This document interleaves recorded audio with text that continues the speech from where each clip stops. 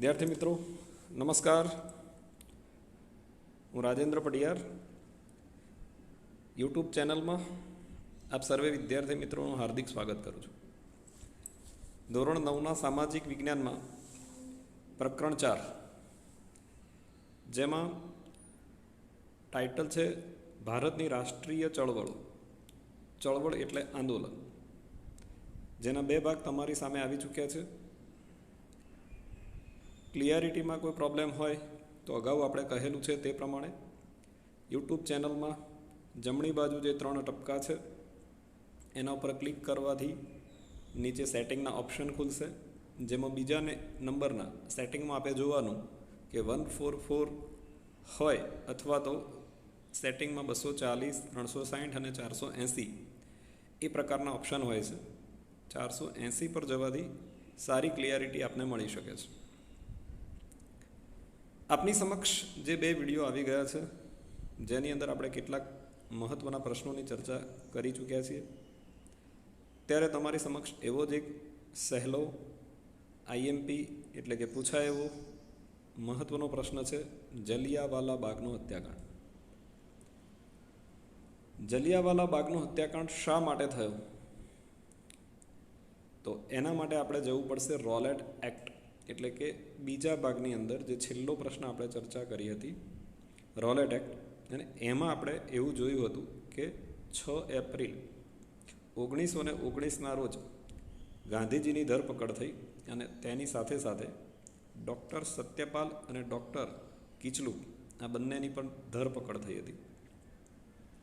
आ बंने पंजाबना 2 लोकप्रिय नेताओ हता अने एमने मुक्त करवा माटे पंजाबना अमृतसर शहर में आवेला जलियावाला बाग में एक सभानु आयोजन करवामां आव्युं हतुं, जे तारीख 13 एप्रिल 1919 हती।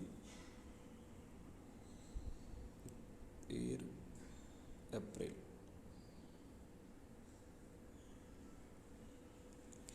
1919 जे दिवसे आ कांड थयो हतो। એટલે તારીખ પણ તમારે યાદ રાખવાની છે। કયા કારણથી આ કાંડ થયો એ પણ યાદ રાખવાનું છે। તો ફરીથી હું બોલીશ કે રોલેટ એક્ટનો વિરોધ કરવા માટે અલગ અલગ પ્રદેશોમાં અલગ અલગ શહેરોમાં દેખાવો, સભાઓ અને સરઘસોનું આયોજન થયું હતું। એવું જ આયોજન પંજાબમાં પણ થયું હતું અને એ વખતે આગળ પડતા પંજાબના 2 પ્રિય નેતાઓ ડૉક્ટર સત્યપાલ અને ડૉક્ટર સૈફુદ્દીન કિચલુની ધરપકડ થઈ અને પરિણામે પંજાબની પ્રજા રોષે ભરાઈ અને આ 2 પ્રિય નેતાઓને મુક્ત કરવા માટેનું આ આયોજન પંજાબની અંદર અમૃતસર શહેર છે એમાં જલિયાવાલા બાગ જે આઝાદીમાં आ तारीखना कारणे प्रख्यात बनी गयो छे, ए दिवसे एमणे एक सभानुं आयोजन कर्युं हतुं। एटले पहेला तमारे तारीख याद राखवानी छे, शेना माटे आयोजन थयुं हतुं ए कारण याद राखवानुं छे।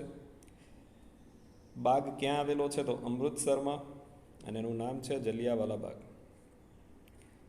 हवे एनी जे स्थिति हती ए एवी हती ए बागनी के जेमां चारे बाजू ऊंची दीवालो हती, एक वच्चे अवावरू कूवो हतो अने अवर जवर माटे मात्र एक ज सांकड़ो रस्तो हतो।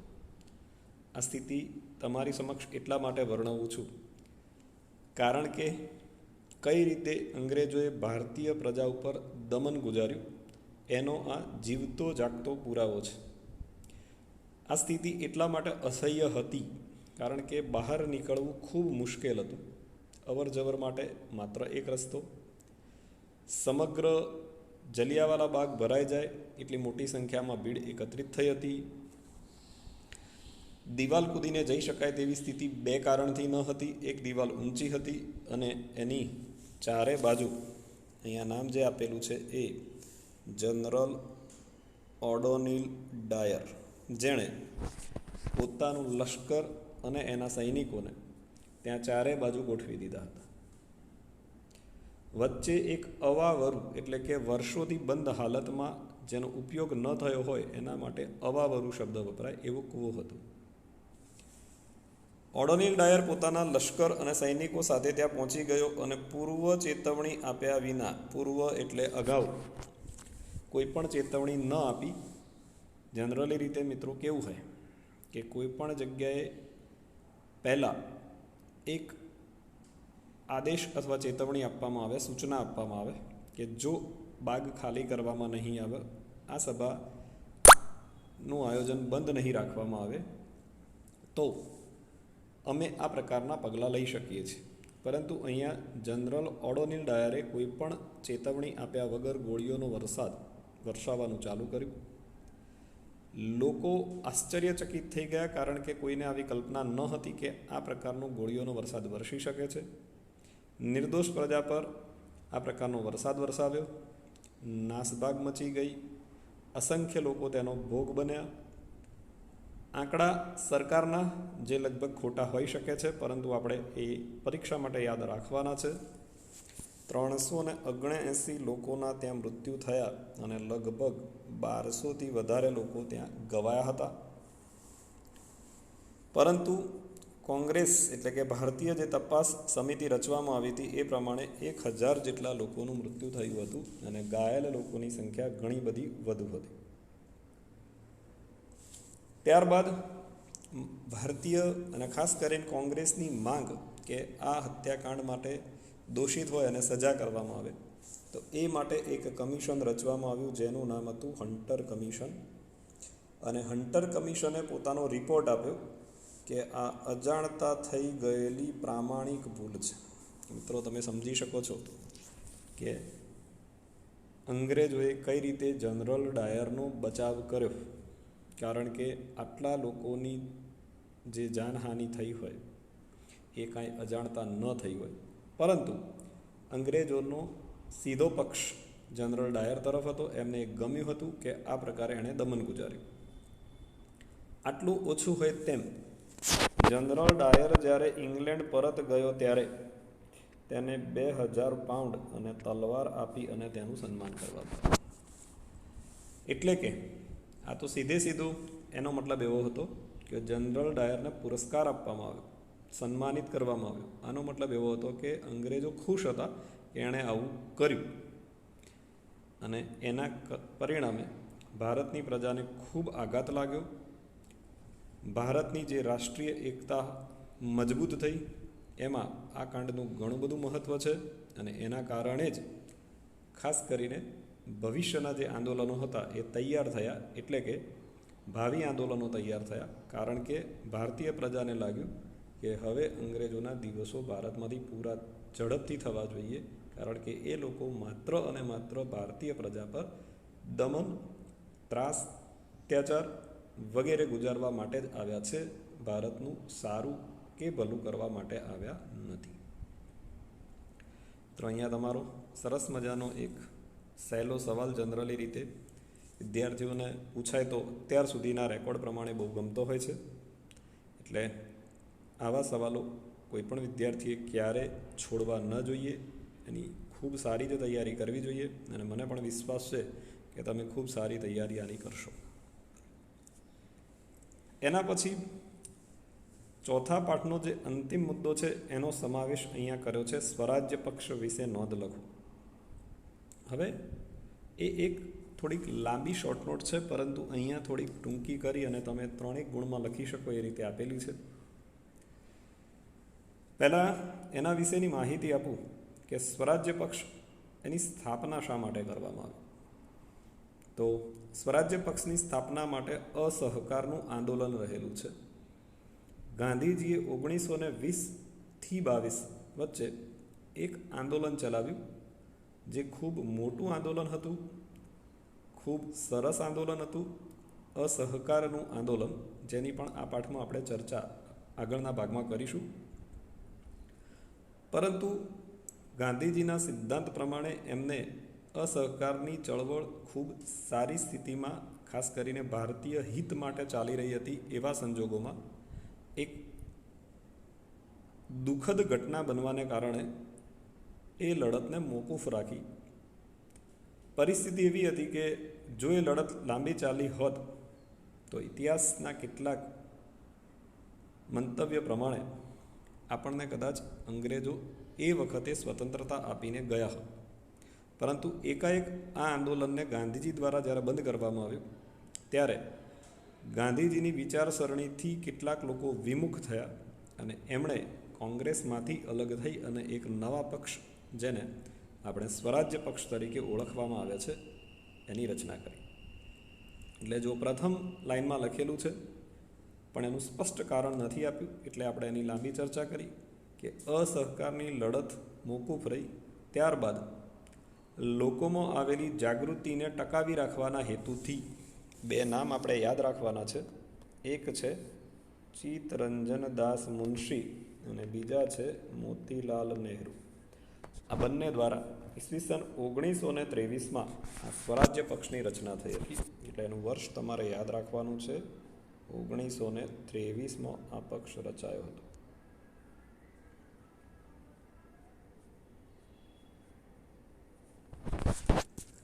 હવે સ્વરાજ્ય પક્ષની રચનાના બે કારણ હતા. એક, ગાંધીજીએ જે આકસ્મિક અસહકારનું આંદોલન મોકૂફ રાખ્યું એ, અને બીજું, ગાંધીજી જે અંગ્રેજોના અન્યાયી કાયદાનો વિરોધ કરતા હતા એ મોટે ભાગે મવાળવાદી નીતિથી કરતા હતા. જ્યારે સ્વરાજ્ય પક્ષનો જે હેતુ હતો એ ખૂબ સ્પષ્ટ હતો કે આપણે ધારાસભામાં પ્રવેશ કરવાનો અને સરકારની અયોગ્ય નીતિઓનો વિરોધ કરવાનો.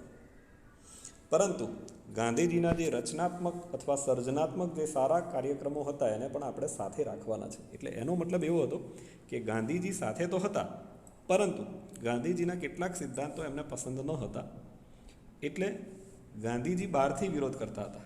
જ્યારે સ્વરાજ્ય પક્ષના કેટલાક નેતાઓ એવું માનતા હતા કે આપણે ચૂંટણી લડીએ, ત્યારબાદ આપણો પ્રવેશ ધારાસભામાં થાય, કાયદા ધારાસભામાં ઘડાય છે, જો એ કાયદા આપણે ઘડવા જ ન દઈએ અંગ્રેજ સરકારને તો પછી એવા અન્યાયી કાયદાનો આપણે વિરોધ કરવાનો પ્રશ્ન ઊભો ન થાય.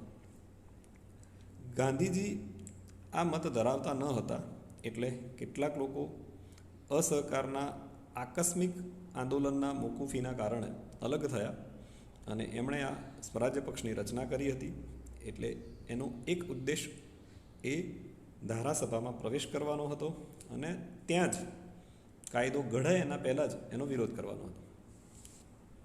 નવેમ્બર 1923માં ધારાસભાની ચૂંટણી આવી. સ્વરાજ્ય પક્ષનો હેતુ સ્પષ્ટ હતો કે આપણે ઉમેદવારો ઊભા રાખવા. એમણે ઊભા રાખ્યા અને એમણે લગભગ બધી જગ્યાએ સ્પષ્ટ બહુમતી પણ મળી. બે સારા હેતુલક્ષી પ્રશ્નો પણ છે. કેન્દ્રીય ધારાસભાના નેતા તરીકે કોની વરણી કરવામાં આવી? તો મોતીલાલ નહેરુ. અને બંગાળ પ્રાંતના નેતા તરીકે ચિત્તરંજન દાસની વરણી થઈ.